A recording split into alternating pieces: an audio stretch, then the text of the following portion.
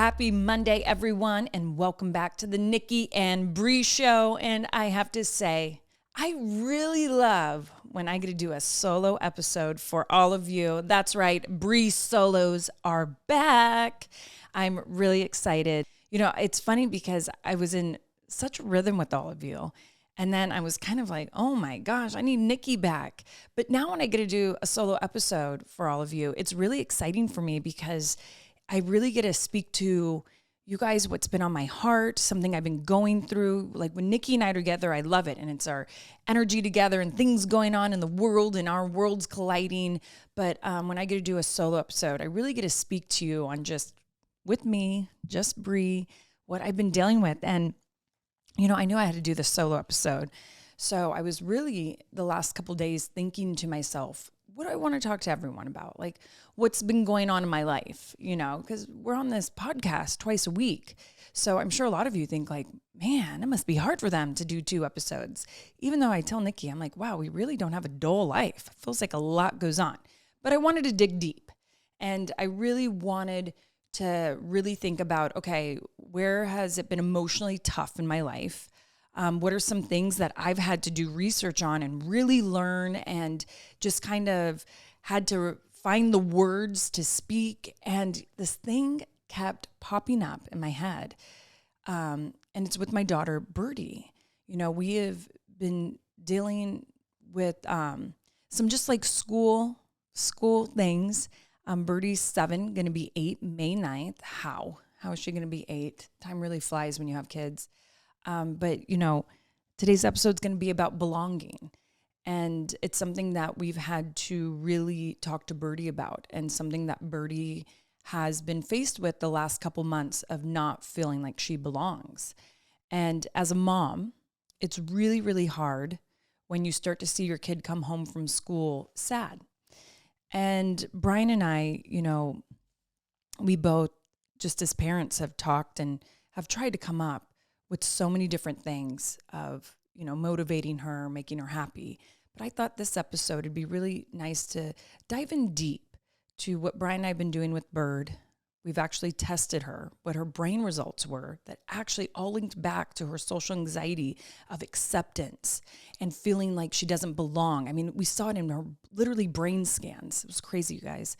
And then to a little bit of a deep dive I had to do with myself and for Birdie of finding the right words and what to do. But, you know, I'm going to take it from the beginning of how this all kind of has happened for us in the last 3 months. You know, Birdie has friends, but what I realized is she doesn't have that solid unit yet, you know, and that could be 7. I feel like that's when we start to see like girl groups and where you belong and how you fit in. And Birdie is just a very unique, special little one.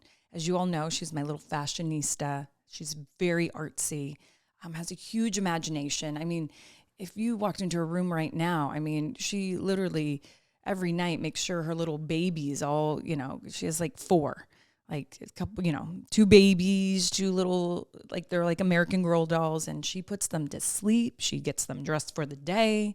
She makes sure they make their beds. Like my daughter's imagination is just incredible. The story she comes up with, the way Birdie reads. I mean, this little one will blow through chapter books like her daddy. And then she will literally sit at her desk and draw and write these stories. I mean, it's absolutely incredible. But I realize she hasn't found someone yet who kind of can coexist in that world with her and join in on what to her is fun. And I find it so fun. And so it kind of has made her feel like, you know, here or there, she's trying to see like, where do I fit in? And one week there'll be a group that allows Birdie in. And then the next week, Birdie will go to school, so excited, thinking she's finally found her group. And then they're like, well, you can't be with us this week. And, you know, I hate to say mean girl stuff, even though it's like the first thing you want to say. But I think kids at that age are all trying to figure each other out. They're trying to figure out who their best friend is and who, you know, is going to be the flavor of the week and who's going to be the one to make them laugh or build a fort perfectly. But it's funny because Brian and I, when we pick up Birdie and we see her walk, and every time I see the shoulders down and her head swinging, I'm like, oh no, it was a bad day at school. And then there's times Birdie will walk out skipping and smiling, and I'm like, it's been a good day. But Brian and I really been faced to work with her on that. And I feel like as a parent, you start to see the signs of when your kid, because kids don't tell us exactly what's going on at school. So I'll always be like, Bird, how was school? It was fine. It was fine. I wish it was better. But I feel like it's our duty as parents to look for the signs. So anytime I see Birdie, his head's down, shoulders are down, I know I really got to dig deep, and we do. And whether I take her to the coffee shop or we go on like a fun little walk, I really know with Bird how I can really just figure out what happened, what she wanted from the day, what really upsetted her, and like if the situation was different, how would it look for her? But one thing Brian and I realized is Birdie is a lot like him, where we feel like Brian's depression runs through his family. So we're like, Birdie is very sensitive. Her feelings can get hurt. And we feel like if we don't start to help her build the confidence and self-acceptance, she can fall into that depression like Brian. So he and I are working on it, but we've been dealing with these issues at school to the point my daughter is really begging us to homeschool her because Birdie, so they do PE on Wednesdays, and Birdie does not want to change in front of the other girls. She used to, but now she doesn't. And I asked her, I'm like, did something happen? Did someone comment on your body? Did someone make you feel insecure? And she's like, I just don't want to do it anymore. So my daughter will put her PE outfit on, her leggings over, her long sleeve shirt, and then her dress. And I'm like, oh my gosh, this is like crazy. And she freaks out. Like when we leave for school on Wednesdays, I look at her and she's just like, I just don't want to do this. And I just don't want to go to school today. And the way she talks, and I'm like, Bird, it's, is it PE? Is it really physical education that is getting you today? But, we found out she always, when they do everything, she comes in last. I don't think Birdie really gets picked. She told us they pick groups. She's last to get picked. So that weighs heavy on a child. So, Brian, who's just the sweetest man to ever live, decided that, I think I homeschool Birdie on Wednesdays and just bring these anxieties and stresses down because she's really causing a lot of anxiety. And it was weird because as a parent, I told Brian, I'm like, but are we not teaching her that this is life? Like life at times is going to feel unfair. It's going to feel really hard. I'm like, Brian, I feel like we need a coach her, but Brian feels like she's 7. Like take her out of a situation that is clearly causing damage to her brain, is clearly in actual scientific results is affecting her. He's like, until she feels ready and confident, she can conquer. So he and I kind of met in the middle, and we do. So Wednesdays we started to do this like homeschooling thing with her, and Brian takes her hiking and they go bike riding, and he motivates her into like, these are enjoyments, but we will get put in situations that we're going to not necessarily like we do right now, bike riding as a family, and she's understanding that. And here comes like mama, right? And I like to think I'm very understanding, very easygoing, but it's not like I'm tough, but I want to be a little tough because I want when the kids leave the nest, I don't want to sit there and be up all night thinking they're not ready to face the world. So I am with Birdie just honest. And I tell her, Mama at 41 still deals with the feelings of not belonging, which I'll get into a little later of what I ended up having to realize about myself in this whole situation with Birdie. But I was like, I tell her, I'm like, Bird, you're going to meet girls who are going to make you feel less than, who are going to make you feel that your uniqueness is not unique. You're going to meet girls and even boys who are going to put down those special gifts you have. It is your duty to sit there and realize, no, I accept myself for the gifts I have. I know that my gifts have a special place in this world. And so I'm like, I try to be like motivational speaker to Bird and try to get a little tough. Like, you're not going to go through life and everyone's going to be kind. We wish the world was like that. And we sit there and pray and hope that unity will be the one thing we can do in this world together. But right now I can tell you, it doesn't look too promising. And it is nice to have our bubbles of positivity. Birdie knows when she walks into this house is filled with love, positivity, acceptance. And so this is her safe haven. This is her safe bubble. And as a mom, that is my duty, to have a safe environment, a loving environment for my children, for my husband, for my animals. And I do that. But it's not going to be that when you walk out that door. So, Brian and I, the one thing I love about my husband is we can really talk through things and work it out. And I tell you, what's hard as a couple is when you do get faced with these challenges as parents, and not all people will see eye to eye. I have had countless conversations with friends and family where it's hard on them because their spouse might not see it like them, or they're not co-parenting their, partner, or the child's mommy or daddy might not see it like them. And that's tough. And you really do have to sit down with whoever you're parenting with and really talk, not yell, talk, and come up with a game plan of what you feel works best for your kids. Because what we do for Birdie does not work for Buddy. And Buddy, it's funny because, he's around all this, and like, he'll be like, oh my gosh, Bird, well, do you want me to go talk to them? Like, he gets a real tough guy. And Buddy, he hears the word homeschool and he's like, I love school. I never want to be homeschooled. So it's funny. It's like what we do with Birdie, Brian and I very much know, like our parenting for Birdie is way different than Buddy. But Brian and I really have to sit down and put it together. And it's been, in the last 3 months, very long conversations. Because, I tell Brian too, I'm like, you still travel here and there for work and you go to Washington a lot. So like to think of homeschooling, I'm like, I can't do it. I'm just going to be honest. I'm like, it's not for me. So we definitely have come up with something we feel is going to work, and it'll be interesting what happens. But something the doctor told me, and I wanted to share it with all of you because I thought this is something easy to do at home. Doesn't cost money. But he's like, have Birdie every morning go out barefooted, touch the rocks or the sand or the grass, whatever you have in your backyard. I want her to look out into the sun, no sunblock, no sunglasses, no hat. And I want her to read these affirmations. And he gave us the exact affirmations he wanted her to read because she said that these affirmations will slowly train the brain to think differently.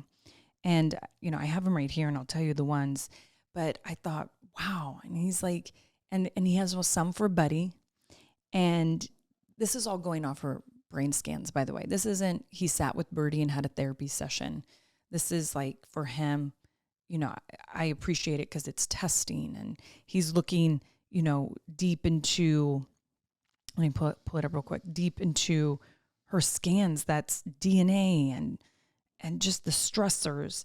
But I really love this. And so I wrote it down I went and got note cards, and we make her do it. Now it's been raining a lot here, so she hasn't been, but we still have her say it in the mirror. And that's another thing they said, important for a child to look in the mirror. But Birdie's are this. So belonging is big, and her affirmation is, I love myself and my family loves me. Her other one that they want her to say is, I like to sit quietly with myself in this spot, and then kind of put what she wants at the end of that. And then which we do every night, what's one thing you love about yourself? And he wants her to just say it to the sun. And then another one is, I will complete the something task. So I will complete, my math quiz, or I will complete finishing the book, or I will complete helping my mom with laundry, something fun. And he was like, if she can read these 4, and Buddy had different ones, I have different ones. He's like, it will really do a lot for her brain. And you forget your brain just runs it all. It's like our heart keeps us going, our brain, it's like physically our heart keeps us going, right? Our brain mentally keeps us going, both super important, and why health is so important. And also affirmations. it's funny because I feel like we're in a world where it's easy to go to social media and get some of the best motivational, I guess you can say, one-liners, speeches, quick little videos. I mean, my brother and I will send each other so many, and it's really fun. And then there's also a part of social media that can bring you down and then make you feel the other side of being positive, negative, and getting into the comparing and all those like hard feelings. But affirmations really do something. So I suggest for anyone, if your kids are going through something, if you're going through something, write down a really solid affirmation that you feel just touches you, that really hits, and go outside. I love doing this. And my kids now, be barefooted, look into that sun and read it. It will change you, and keep that going. You know, also, we do have Birdie on some drops and different style vitamins. And I feel like everyone now, and it's weird, but I think we all do have a deficiency for vitamin D. And so, and the kids are doing a spray, but if you feel like you're really lacking that, bring it back in, that D12. And sprays are really easy with kids, putting it under their tongue. But I think that really helps with moods.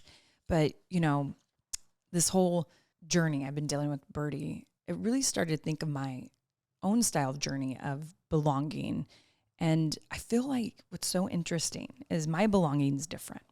Birdie's is fitting in with friends and having friends not making her feel like one week she can be a part of the group and then the next week she's not allowed to.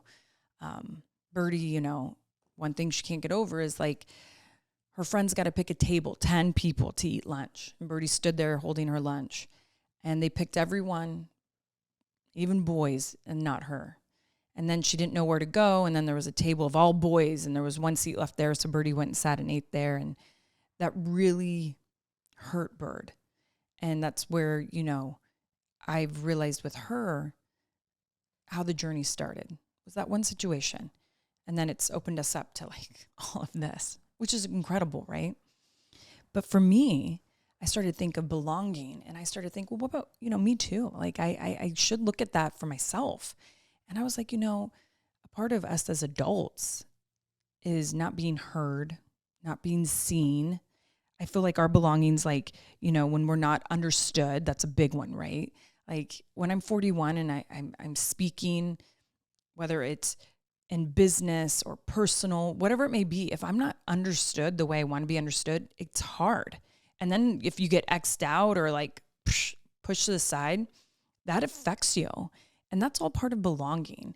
And I started to realize with myself, like I need to write affirmations and really dig in deep, like where am I just kind of not doing the work on the parts where people can do that to me, or the parts I don't feel seen or heard.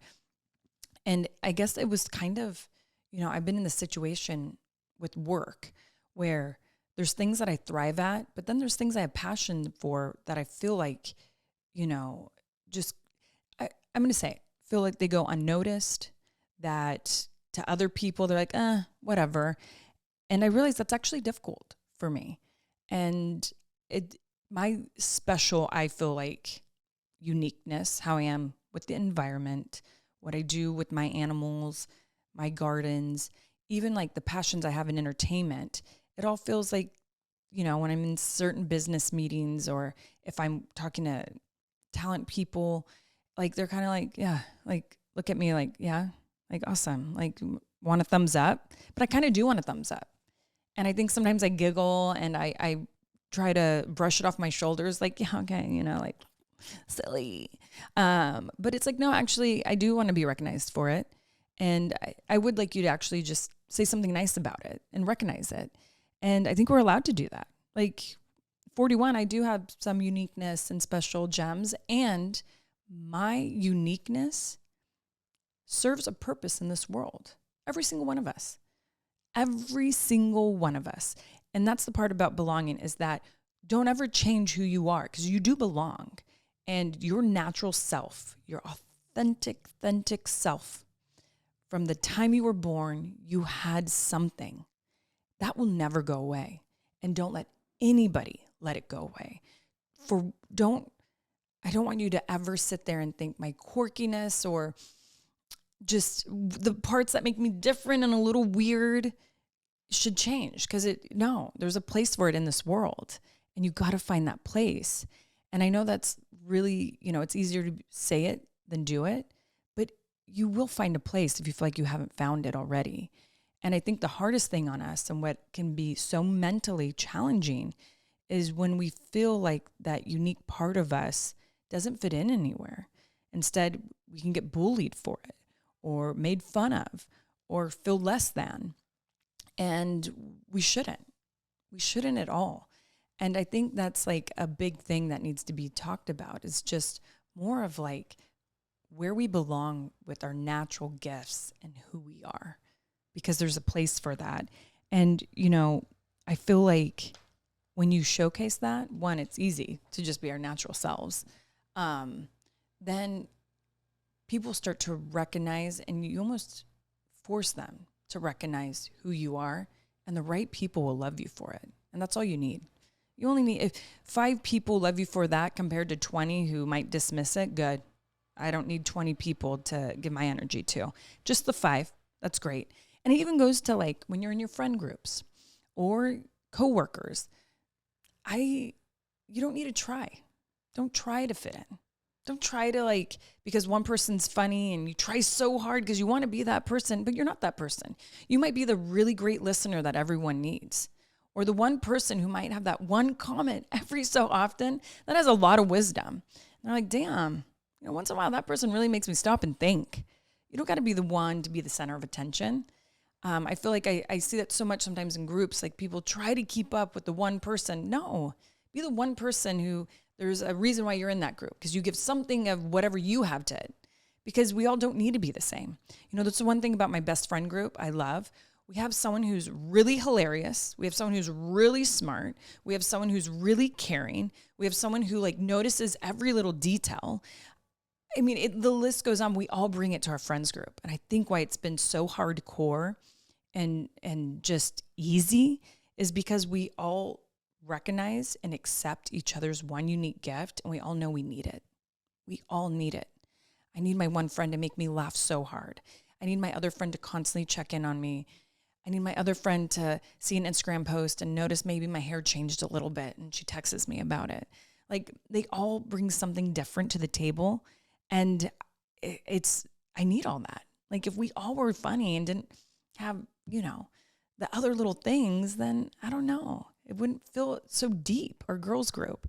And I just, I think that's the important part, is how deep you can get with people when you're just authentically you, when you feel like you don't have to try or think about what you should say or do. How many times do we go into, I know I do this, I go into business meetings with a little anxiety because I feel like they all want me to be a certain way and I need to make sure I give it to them. But that morning I woke up super tired and not really feeling it. And I get anxiety, and I'm like, Brie, don't have anxiety going into this. Just relax, just be you. It does come out. And then I'll start to mess with myself in my head and be like, but who am I? What is me? What am I? What do I say in those things? I could really go in this dark hole of I don't know who I am or what I say. And am I funny? No, actually, I'm really not. I'm quiet. I just want to be quiet today. Whatever. I mean, I finally had to coach myself of just, today you're who you are today, Brie. Just go in there being that. It's okay. We're okay to have a bad day. We're okay to be a little tired or be off. It's fine. We're not perfect. We're imperfect. And, there'll be another day where you might get Brie mode. Who knows, right? Which sometimes that can give me anxiety when I'm in different situations and people are like, oh, Brie mode, we better see her. And it's like, no, actually tonight I want to be relaxed and I don't want to have a hangover tomorrow. So you're not getting Brie mode tonight, But that used to give me anxiety. And then I got over it. But let me tell you, that really did. And, it's funny because speaking of that, I'm going to go kind of to social. And this past weekend, our pastor was talking about social media and just how easily it is to compare your lives, right? Compare your looks, compare your body, compare your children, compare your lives, right? And he was just saying, and he goes from a godly perspective. And I know that's not for everyone, but for me, I like that. And just of, people will say this, that's not fair. Why do they get that? Why'd they get the job? Why'd they get the good kids? Why'd they get the awesome car? Whatever it may be, the list goes on and on and on. And I started to think when I was writing this out, you know, we obviously know we're grown adults. Like social media has two sides of it, a very great business tool side. And then there's that side where it's like hard because, you know, you can't help but get the negativity, whether it's the haters or the comparison, or you see really sad shit, but then you'll see really happy shit. It can make you mental at times. But I started thinking, I'm like, gosh, sometimes the comparison can really actually hurt the place of feeling like you belong, because you can easily go on social media and realize where you don't belong, and sometimes feel like you don't belong. It's like, you know, it can be hard to find where you do. And then it's hard because if you do see where you do belong, you can't help but think to yourself, the grass is it's almost like the grass is greener on the other side, even though everyone's like, well, not necessarily, but sometimes it can mess with you. And it made me think how important self-acceptance is. And once you can find that, be confident, accept yourself, then hopefully the comparison stops.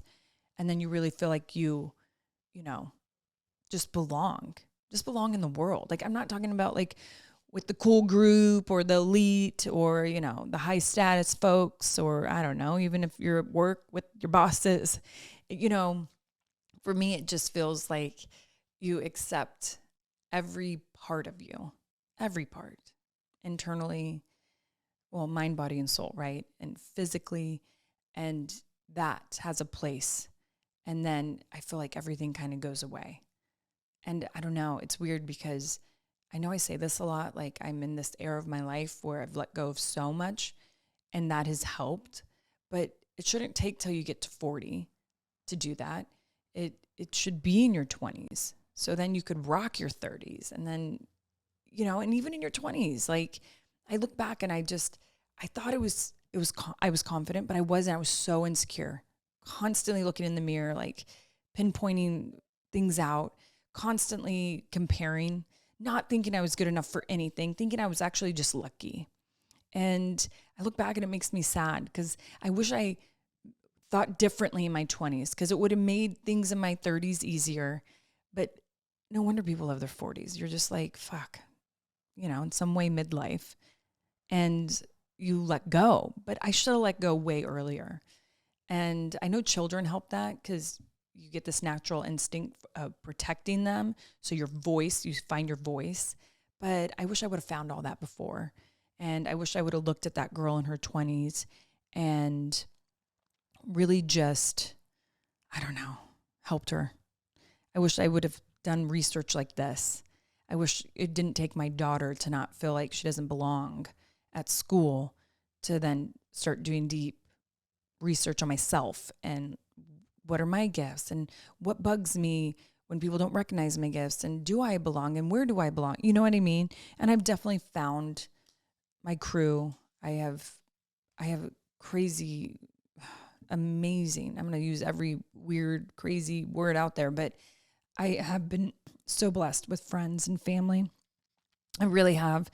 So I'm lucky, but it takes doing the work. And I will say this, and I know we always say it, but journaling, finding just who you are more. For me, it helps. Writing it down 5 minutes a day. There's actually a 5-minute journal, and it opens you up in such incredible.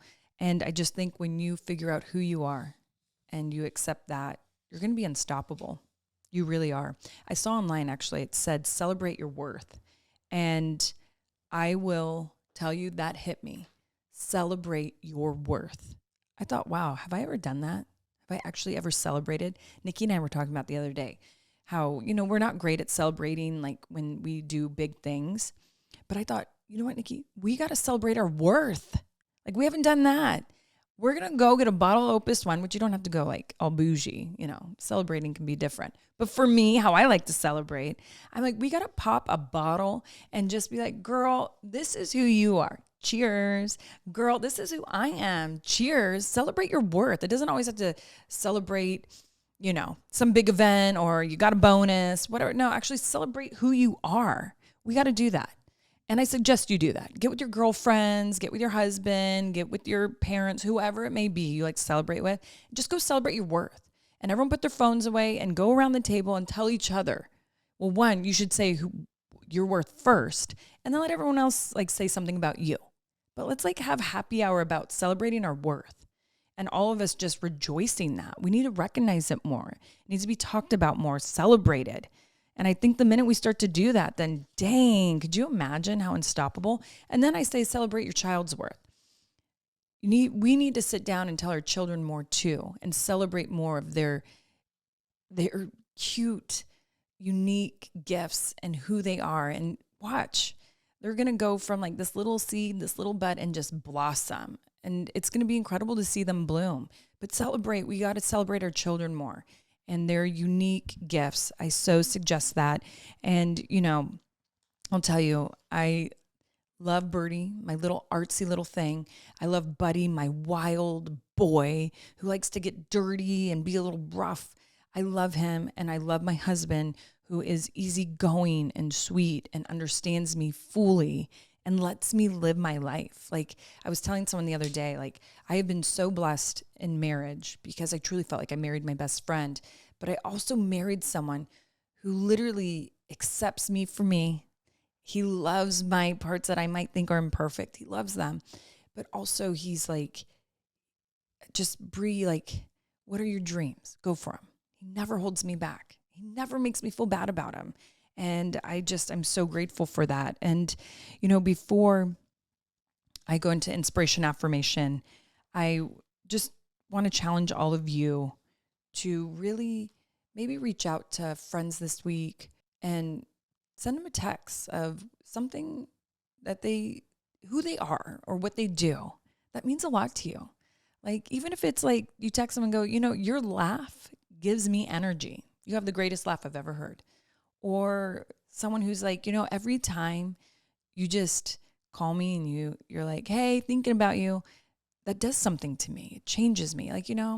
So I challenge you this week to just maybe send some fun, cute text messages to, I don't know, friends, family, whoever you may think. And even if you want to put over something that you feel they do or who they are, but I think that'd be really great. And then make sure to do it on you. Write down how badass you are and all your special gifts. And so I am going to go into inspiration affirmation. I saw this quote. I was doing some research on some quotes I thought would be really good for today's episode. And this one to me really hit. And it's by Brené Brown. I said that right. I think I did. Yeah. Brené Brown, which her books, I've read one of them, but I've always been impressed by her. And I loved this quote and this is her quote, because true belonging only happens when we present our authentic and perfect selves to the world. Our sense of belonging can never be greater than our level of self-acceptance. Boom. Right? And it's exactly what we talked about in today's episode is no feeling will ever outbeat the feeling of you accepting you for who you are. And we have to, that goes from speaking kindly to ourselves, looking in the mirror, and instead of being like, ew, if this was a little different or maybe that, saying the positive things, putting yourself over, say amazing things damn girl, you look good, start to be more kind and when we do things to recognize it. I will tell you what, you had to see the laundry up in this house the last couple of days. I nailed it. I got it all done and I did it in a very quick manner. And you know what? I needed to tell myself girl, you could have sat and relaxed, but you just blew through that laundry and nobody recognized it or even probably noticed, which is fine. But I just noticed it for myself. There's the little things. It doesn't always have to be the big things. But, I just want you this week to really just, recognize your self-worth. Also, just accept yourself, and then really just start to recognize the people around you and what they bring to your life, and just know you bring something to theirs. All right, everyone. Well, this was another Brie episode for you. You know I love speaking to you on these solos. I like giving you a little inspiration and something that's been laying heavy on my heart or whatever I'm going through in life. And so you know, you can catch this episode. This might be my first solo that goes up on YouTube. I think so. So you can also watch on YouTube, and make sure to look for videos on the Nikki and Brie Show IG page, TikTok, Facebook, and you can call us at 833-GARCIA2, especially going off this episode. And I'm going to listen to the voicemails. But if some of you are having, any type of issues with your kids, one, if you feel like your kids are getting bullied, and you're confused what to do, call in. I'm not a doctor, but I can tell you, that you're not alone in what you're feeling. And maybe if I can help a little bit on things I've recognized and things that Brian and I feel like have been working and maybe not working, I'd love to give you some insight of just my trial and error over here in my house. And any of you who just feel with your kids that, should maybe I do this, or I have a question about that, please call me. Or even if you have a question about belonging, acceptance, you don't feel it, you want to just tell me, or you want to call the hotline and tell me, something incredible about yourself, please do that. Because I'm going to check the voicemails. I love hearing from you guys. And also know that this show is on SiriusXM Stars 109. So you got that. And you can hear this podcast wherever you get your podcast. Make sure to like and subscribe. We love that. And guess what? On Thursday, Brian is back on the podcast. So I'm really excited to have him on. Of course, we're going to hear what books he's been reading lately. And we're also going to just have a little fun because our wedding anniversary is coming up. So we're going to be able to talk marriage and some fun things. So make sure you tune in this Thursday to hear from Brian. All right, everyone, have a good week.